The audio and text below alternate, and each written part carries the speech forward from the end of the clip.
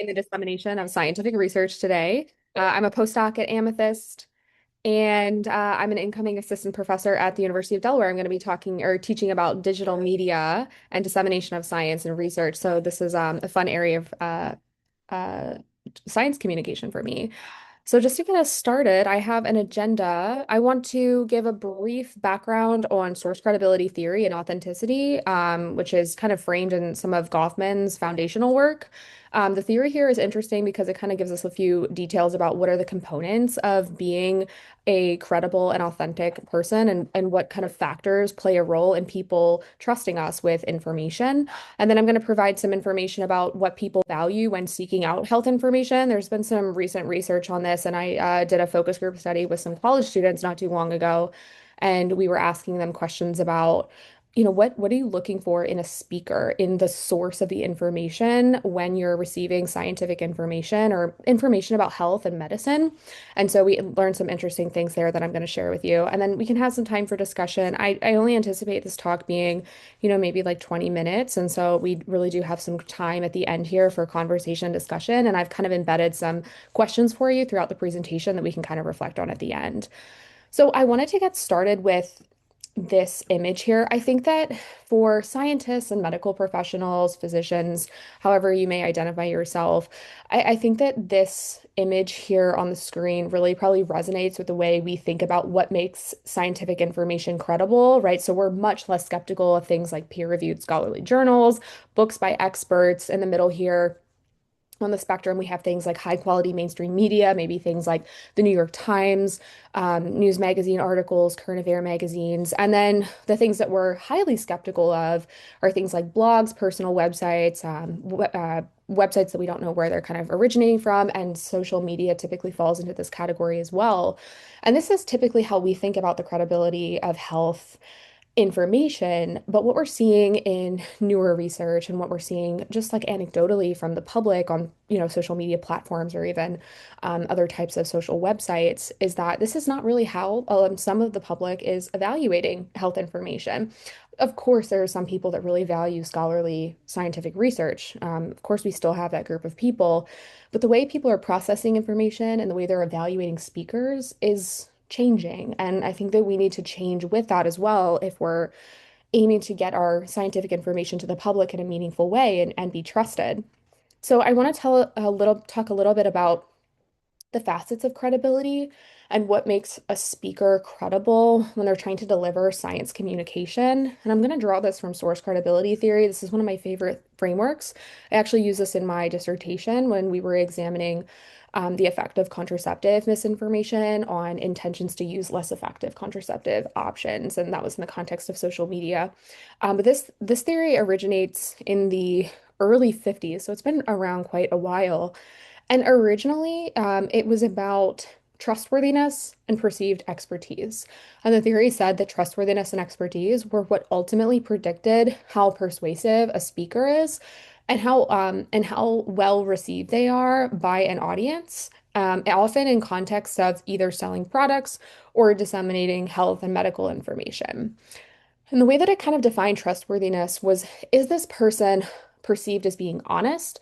And are they perceived as being reliable? So are they saying kind of the same thing over and over again? Can we rely on the idea that they're being transparent with us, that they're being honest with us? And then we also have expertise. This was again in the original conceptualization of source credibility.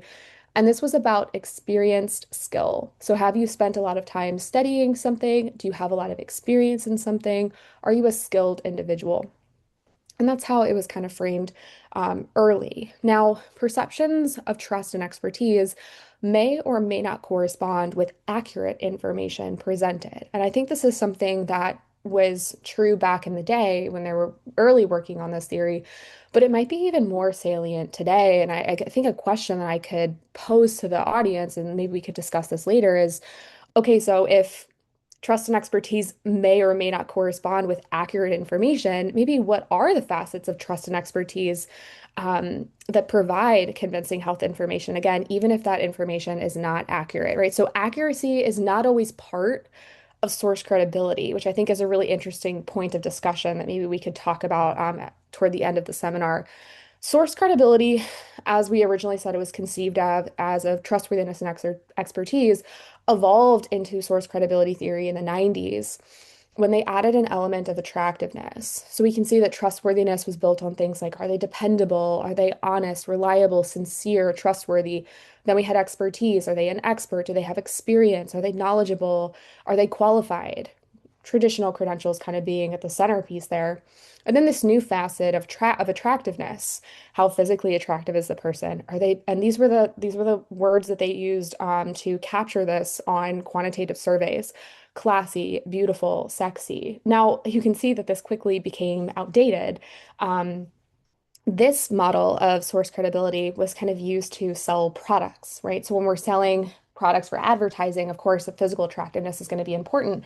But this quickly became outdated for science communication because it doesn't really apply in the same way as it would if we were selling something. And so, even though attractiveness is kind of outdated in the context that it was originally used here, we're kind of seeing new ways that scientists can leverage this third component in a really meaningful way that isn't just about physical appearance. And I'm going to talk about that. I'm going to talk about how we've extended all three of these components into science communication today and how we think about it in digital online platforms like social media for dissemination of information.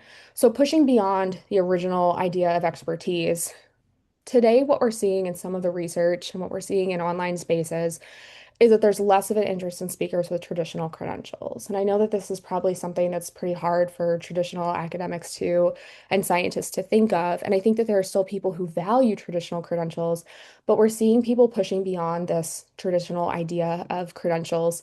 And there's being placed a greater emphasis on embodied and experiential health knowledge.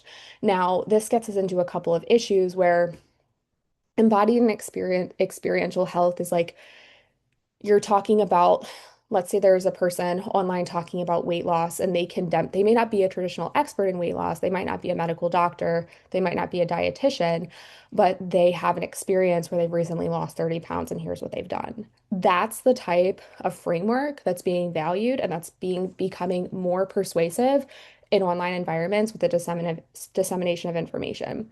Now, I think there's some good in this, but there's also some harm, especially if you think about it. This would pose the issue of people thinking then that an oncologist cannot provide good information without having experienced cancer themselves, right? So we run into this issue here. But again, audiences perceive communicators who disclose information about experiential knowledge and health experiences. They associated that with expertise. Now, in the online environment, like I said, those who share expertise from personal experience are excelling in ways that traditional scientists and medical professionals are not. Now, this doesn't mean that we need to disclose all of our personal health experiences and all of our, you know, personal information to the public to be perceived as credible or to be perceived as experts. Something that we can do that kind of mirrors some of this is sharing stories about what motivated the research before disclosing the findings. This is humanizing yourself in the research process and disclosing some of the experience associated with the research that you're sharing. I think this is easier for some people rather than others, depending on what the topic was or what the research studied was. But in a lot of experiences, people do what we call me search, which is research inspired by personal experiences. And sometimes sharing some of that can really humanize yourself and make you a more credible person, especially for the public. I also did want to share some research that was conducted by, I'm in the field of communication, it was conducted by communication researchers. They did a randomized controlled experiment of pharmaceutical direct-to-consumer advertising on social media. And they actually found that audiences perceive communicators who disclosed information about affiliations with health organizations and pharmaceutical companies more negatively. Now, the pharmaceutical company piece, I'm not surprised by, but the affiliation with health organizations was actually associated with reduced perceptions of credibility, and they were viewed as more negative. from disclosing that. So I think that something we can also take away from that piece of information is that it's not always beneficial to share those things, and it's better to present as a human first rather than as someone representing an organization. And I think that can be backwards to the way that we're trained, but it's something to keep in mind based on some of this recent research. The next thing is pushing beyond trustworthiness. So, trustworthiness now extends beyond communicating valid assertions and it extends beyond integrity. What we're seeing more in the trustworthiness space is being a consistent person. The public, when they consume information online, again, typically on social media, they're starting to value more and more consistency and talking points. You'll notice that when they try to discredit scientific communicators, government officials, people in health sciences, that they point out different inconsistencies and they'll show different clips of people being inconsistent in their information.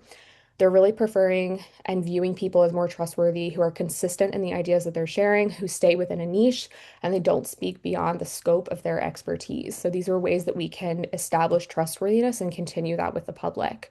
We also know that tying expertise to focusing events or things that are going on in in current events or in the news can help us stay relevant and can help us stay consistent in how our information in our topic area is connected with what's going on in the world. For a tip on this, just focusing on a few specific topics to become that go-to person in that one area. We're seeing this kind of trending in online spaces and being really helpful for establishing yourself as a trustworthy person with, again, with specific niche topics. That's been really helpful for science communication. We also have pushing beyond attractiveness. We said that the way this was initially measured was elegant, beautiful, sexy, right? Things that aren't really applicable to science communication. This now extends beyond those measures of physical appearance and it includes how dynamic a speaker is, how dynamic we are with our audiences, and also the visual appearance of the information that we present. Additionally, what we know is that explicating societal position or positionality, such as being an advocate for women's health, is a good way to increase attractiveness and thus source credibility with the public. And so a good way to kind of approach this is to frame who you are, what you stand for, and also focusing on developing feelings of familiarity or similarity with the audience. We tend to trust people that we have things in common with, so maybe sharing things from a a societal position, or even part of your positionality, sharing things that you might have in common with with other audience members could be a way to increase and establish trust and source credibility. I wanted to show you an example of attractiveness in messaging. This post got thousands and thousands and thousands of just likes alone. This was from one of my favorite creators, Danielle Shrine. She's a dietitian and a PhD candidate, and she posts a lot of scientific information and pushes back against misinformation on social media. This post of hers, you can see why right away why I picked this in terms of attractiveness. The colors are beautiful. You can see that they're contrasting colors, so they really stand out. This post was about how influencers misuse research to support their narrative. And she does an influencer case study with someone on social media that is presenting this exact problem. You can see that there's a lot of great imagery. There's a lot of arrows pointing people to what's important in the image. You can still see that on the third right-hand side, the third image on the right-hand side, she still includes like the study, the citation for the study, but the information is broken down for the consumer. She points out the main limitations of the study as cited by this influencer and goes through what those limitations were. You can see that she points out small things for consumers to read at the top of the third right-hand post here. She kind of circles the word angels and says that calling followers angels leverages emotional influence. So she kind of points out to people why they should be skeptical of people trying to persuade them about science that's actually misinformation. So there's a lot of things going on here regarding attractiveness that tells the audience, first of all, that this is a beautiful post and the colors and imagery and the style is attractive. But we can also see her societal position as someone who is an advocate for helping people understand when they're being manipulated and that she really values evidence-based information. And so that really comes through in this post. The next thing I want to share a little bit about is this idea of authenticity. This comes out of self-presentation theory from Goffman, again, back to the 1950s. This is an old theory of authenticity. Essentially, Goffman says that we're all performers on a theatrical stage. This is just how we function in life. And performers' social context is divided into two realms, and we have the front stage and the backstage. The front stage is kind of this conscious and strategic self-presentation, behaviors that are selected based on goals. The goal here is to always form a positive impression with our audience and oftentimes seeking social approval. And Goffman would say that a lot of researchers and medical professionals tend to, especially with the public, stay in the front stage, which is problematic because the front stage is strategic and manipulated.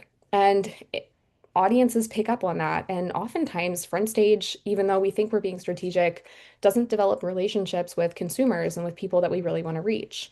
And so the other stage is the backstage. Oftentimes, this is off limits to the audience. This is the less filtered, genuine self. And a big point of conversation right now is that only using front stage performances can result in perceptions of insincerity, especially when communicating science, being calculated, and leading with a degree of inauthenticity. Authenticity is a huge topic in online spaces right now and is being connected to scientists who are sharing scientific research. We're often perceived as less authentic and inauthentic in many ways. And a lot of it is because we're leading with front stage performances and we don't actually allow them to see who we are as people. And so, current applications of self-presentation theory would tell us that authenticity requires some backstage performances. And oftentimes, what we're seeing from new research is that authentic performances in science communication rely on concepts like relatability and realness. Are you able to show the audience that you're also like just a human being and that you're relatable to them and that they could have things in common with you? If so, they're more likely to trust you and find you realistic. We also have this idea of visibility and transparency. Are you perceived as someone who's actually being transparent about the study itself and the limitations of the study and how it's perceived? And then uniqueness, right? Do you come across as just like every other scientist that they already have negative ideas about? Or are you actually perceived as a unique person?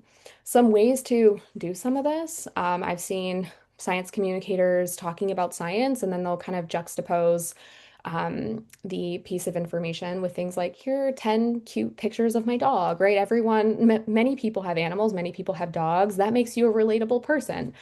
I've seen other people create little videos of studies that they've run with new findings, and they'll say like, make a coffee with me while I tell you about my new study, right? And you kind of see them like make their espresso or whatever it is. Coffee is a very relatable human thing. Maybe being transparent about, we really struggled with X part of this research and being honest with the audience about what was hard, right? People think that people with really high credentials, they don't struggle with things. And so showing that you struggle with something or that you've had a difficult experience while not being showing too much, right, of your personal life can really go a long way with people and how they perceive your information. I want to show some quotes of feedback that I've received. And this is only when I tell people on social media that I have a PhD, or um, when I use information like doctor or PhD or scientist, use any of those words. This is the type of feedback I get from the public. Why do you speak with your nose and chin tipped up? So condescending. Okay, that's just one of them. And again, this is all related to my being in the front stage too much and not leading with authenticity. Another one, this is more perceptions of like attractiveness and physical appearance. Scientists shouldn't have nose rings. I couldn't hear anything you said because of your nose ring was too loud. Sad day for science. And so these are some of the comments that I receive as someone that's public in science communication. And I will say that I've kind of run little experiments with the way that I present my findings and my studies online. And when I lead with, I'm a scientist, I found this, I'm a researcher, I'm a PhD, this is the type of feedback I get from the public. I think we can talk about maybe at the end of the session, there are probably other reasons for why these things happen, right? But when I lead with authenticity and I get myself out of the front stage and I'm more backstage and just talk as a human being and share other parts of the study that, why this study was inspired, I don't get as many comments as this. And so there are certain perceptions of who we are that make us more or less trustworthy and more or less credible online. The final thing that I want to share with you, and then we can wrap up, is about meeting people where they are. This study on the left was done in 2022. This was young adults' use of different social media platforms for health information and medical guidance, insights from web-based conversations. And then the one on the right was a study that I conducted with my colleague, and also in 2023, where we asked college students why they seek out information from influencers. Why are you getting your health information from influencers? And it was really interesting. Young adults found that the video format was the easiest to learn medical information from, right? They're not reading journal articles, they're not reading written pieces of information. They want medical and health guidance in video format. They stated that they could identify accurate YouTube health content by cross-checking multiple videos. So they would search it, the health question that they had, and then they would compare it with tons of different videos online to see if there was similarity in them. You can only imagine how challenging that would be given the, environment that we have with health information online. The other thing that they used to evaluate the credibility of the source, they said, was by determining whether or not the presenter seemed real and relatable, or just through instinctively judging the video's credibility, right? And credibility, as we saw with attractiveness, and as we saw with the post about the by Daniel Shrine that I showed with the red and blue colors and the really beautiful imagery, a lot of that attractiveness and that credibility is built in what people see, right? And how they're consuming it. So really interesting points there. Also, participants noted that influencers can gain more credibility and be more trustworthy health educators when they bring traditional experts onto their platforms to talk about different health trends, products, and services. So this is a great opportunity if people are starting to think this way, that they want influencers to bring on experts and traditional medical folks, partnering with influencers to create content and create that dissemination plans with people that the public already trusts is one avenue to do this. Participants also explain that when influencers try health trends, products, or services, that they tend to provide accurate reviews of their experiences. And so the public is really, especially young people, are valuing trial and error approaches, which is something that I think we should be thinking about as well. And then finally, they said that they tend to view people as experts when they have embodied health knowledge. And the example that one of the focus group participants gave was that she gets her fitness information from a hockey player who is an Olympic athlete, because she believed that this athlete has proven herself to be an athlete and achieve outcomes that others want. And that was shown physically through imagery of her like athletic appearance. And so that's how the younger generation and people are kind of judging health information in today's digital landscape. So just to kind of conclude everything, source credibility is made up of trustworthiness, expertise, and attractiveness. We talked about how some of those concepts were outdated and how they've been expanded in current times. We talked about authenticity, the difference between backstage and front stage performances in communication of science and what that means for how much the public trusts us. We talked about perceived similarity, relatability, and realness as emerging concepts in the way people are evaluating health information online. We also said that we are competing with less traditionally credible people, but those people are actually leveraging these concepts better and more authentically, so there's something to learn from them. And that concludes the presentation.